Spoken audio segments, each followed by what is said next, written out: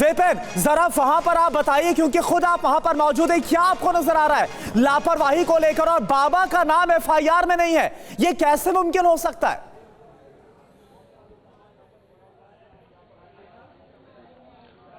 यह सबसे बड़ा सवाल यह है कि जिसके सत्संग में इतना बड़ा आयोजन हुआ, इतनी बड़ी भीड़ आई, इतनी बड़ी भगदड़ हुई और इतनी बड़ी तादाद में लोगों की मौत हुई, उस शख्स का नाम एफआईआर में क्यों नहीं है? शुरुआती जांच, जैसा कि शिवांग ने बताया, ये उस पर सवाल खड़े कर रहा है, लेकिन पुलिस को, डीजीपी को, चीफ सेक्रेटरी को जवाब देना पड़ेगा और यह बताना पड़ेगा ये किस स्ट्रैटेजी का हिस्सा है।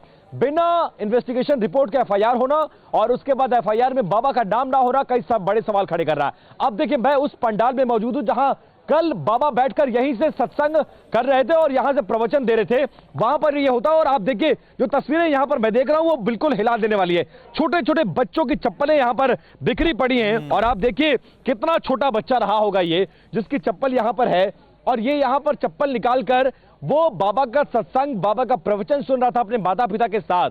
लेकिन जब भगदड़ हुई है तो किसी को संभलने का मौका नहीं मिला। इसके अलावा कुछ और तस्वीरें मेरे पास हैं, मैं वो दिखाने की कोशिश करता हूं। देखिए, यहां पर जो लोग आए थे, जो मंच के बिल्कुल ठीक सामने बैठे थे, अलग अलग जगहों से, उत्तर प्रदेश से, मध्य प्रदेश से, राजस्थान से, आगरा से, अलीगढ़ से, ये उन तमाम लोगों के बैग्स हैं, पर्स हैं महिलाओं के, जिनको संभलने का मौका नहीं मिला। और देखिए, सब कुछ अपना छोड़कर वो भागे, लेकिन फिर भी जान नहीं बचा पाए। इसके अलावा एक छोटे से बच्चे के दूध की बोतल देखिए, कितना मासूम बच्चा रहा होगा, कितना छोटा बच्चा रहा होगा, और उसकी मां को उसकी बोतल तक को उठाने का मौका नहीं मिला। इसी तरह से लोग एक दूसरे पर गिरते चले गए, दबते चले गए, मरते चले गए और किसी को कोई फर्क नहीं पड़ता। बाबा फरार बताया जा रहा है और जो सत्संग में अनुयायी उनको सुनने आए थे, सोचिए, समझने की कोशिश करिए कि उनकी सुध तक बाबा लेने को तैयार नहीं है। एक और बड़ी बात है, यहां पर पीछे जो मंच है उसके पीछे एक वीवीआईपी कॉटेज बनाया गया है, जहां पर बाबा पीछे के रास्ते से आया था और आने के बाद उस वीवीआईपी कॉटेज को आपको दिखाने की कोशिश कर रहा हूं। उस वीवीआईपी कॉटेज में उनके बैठने के लिए सोफे, टॉयलेट, इसके अलावा वो सारी सुख सुविधाएं जो वीवीआईपी में काउंट होती हैं, और उन सुख सुविधाओं की तस्वीरें हम आपको दिखाने की कोशिश करते हैं। ये वो वीवीआईपी पैसेज का एरिया है। यहां पर देखिए सोफा रखा गया है, वो भव्य और दिव्य कुर्सी जिस पर बैठकर बाबा प्रवचन किया करता था, वो सोफे, पंखा, शीशा, और इसके अलावा वो देखिए ये टॉयलेट बनाया गया था, वीवीआईपी टॉयलेट बाबा के लिए, कि उनको किसी तरह की असुविधा ना हो। अब उस टॉयलेट की भी तस्वीर आपको दिखाने की कोशिश करता हूं। ये देखिए, टेम्परेरी 4 दिन के लिए ऐसा टॉयलेट, बिल्कुल हमारे आपके घरों में भी ऐसा टॉयलेट नहीं होता होगा, बिल्कुल वीवीआईपी टॉयलेट, सिंक है, वॉश मशीन है, सब कुछ है, सारी सुख सुविधाओं से लैस। और यहां पर वो सारी सुख सुविधाएं बिल्कुल आलीशान, देखिए बिल्कुल व्हाइट, यहां पर आपको नजर आएगा, तौलिए नजर आएंगे, शीशा नजर आएगा, पंखा नजर आएगा, पर्दे नजर आएंगे, कुर्सी नजर आएगी। और एक और बात, बाबा की गाड़ी यहां पर आकर रुकती है, यही वो पीछे का वीवीआईपी रास्ता है जो सामने से मेरे कैमरा पर्सन आपको दिखाएंगे। इसी रास्ते से बाबा की गाड़ी आई और इसी रास्ते से बाबा की गाड़ी चली गई।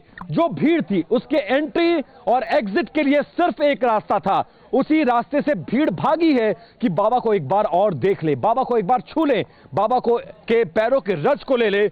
लेकिन इसी हलचल में, इसी भगदड़ में लोग मारे जाते हैं और जो तस्वीरें अब मुझे नजर आ रही हैं वो बहुत हृदय विदारक हैं। और बाबा फरार बताया जा रहा है, एफआईआर दर्ज हो चुकी है, चीफ सेक्रेटरी से लेकर डीजीपी तक कैंप कर रहे हैं।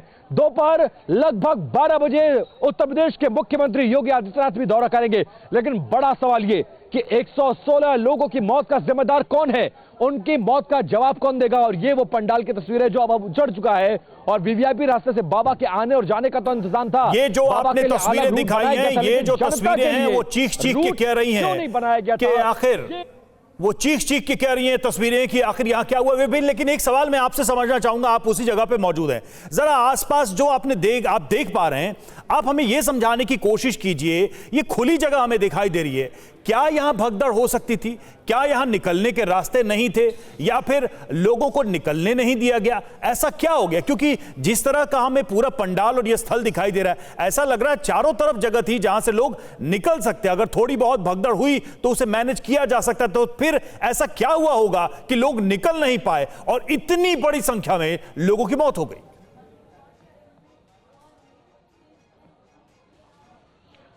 Ravi, complete mismanagement from the administration and complete mismanagement from the administration.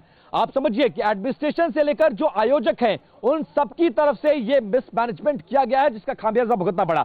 अब जो सवाल आपने पूछा, मैं अपने कैमरा पर्सन अमित के जरिए आपको दिखाने की कोशिश करता हूं। देखिए, ये सबसे बड़ा पंडाल है जिसमें बाबा के लिए वाटरप्रूफ पंडाल बनाया गया था। बाबा का मंच यहां पर लगा था, ये जो सामने आपको मंच नजर आ रहा है, और बाबा के मंच के सामने उस सड़क तक लोगों का रेला लगा हुआ था, लोग भरे पड़े थे। चारों तरफ खाली जगह तो है, लेकिन बाबा की जब गाड़ी इस रास्ते से निकली है रवि, तो निकलकर घूमकर सामने जो हाईवे आपको नजर आ रहा है, आप मेरे कैमरा पर्सन अमित हाईवे को दिखाएंगे जूम करके, जहां पर वो गाड़ियां नजर आ रही हैं। बाबा की गाड़ी घूमकर उस हाईवे पर पहुंचती है, और जो यहां पर सामने पूरी बैठी हुई भीड़ रहती है, जो इस बड़े पंडाल में लगभग 1 लाख से 2 लाख के बीच में दावा किया जा रहा है कि ये भीड़ रहती है। ये भीड़ दौड़कर चाहती है कि बाबा को चेस करके उस सामने की सड़क पर हम पकड़ लें, वहां छू लें, उनसे बात कर लें, फोटो खिंचवा लें। और यह भी कहा जा रहा है कि उनके गाड़ी के पैरों की रज यानी टायर की धूल लेने के लिए लोग इतने पागल थे कि उनको यह तक एहसास नहीं कि वो बच्चों के साथ आए हैं, महिलाओं के साथ आए हैं और बुजुर्ग उनके साथ है, वो मारे जाएंगे, भगदड़ हो सकती है।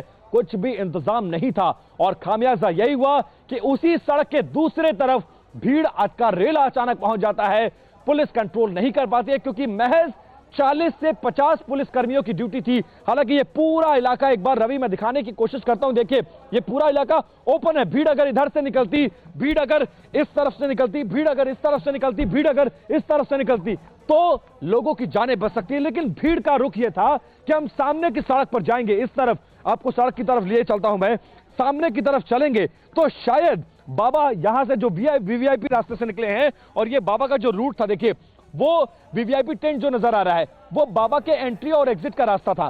बाबा वहां से निकलते हैं, सामने की सड़क पर पहुंचते हैं, बाबा को पकड़ने के लिए, चेस करने के लिए, उन तक पहुंचने के लिए भीड़, पूरी की पूरी भीड़ भागती हुई उस सड़क तक जाती है। और इसी दौरान ये बड़ा हादसा होता है, लोग एक दूसरे पर गिरते चले जाते हैं, संभलने का मौका तक नहीं मिलता है, और एडमिनिस्ट्रेशन हाथ पर हाथ धरकर बैठा रहता है।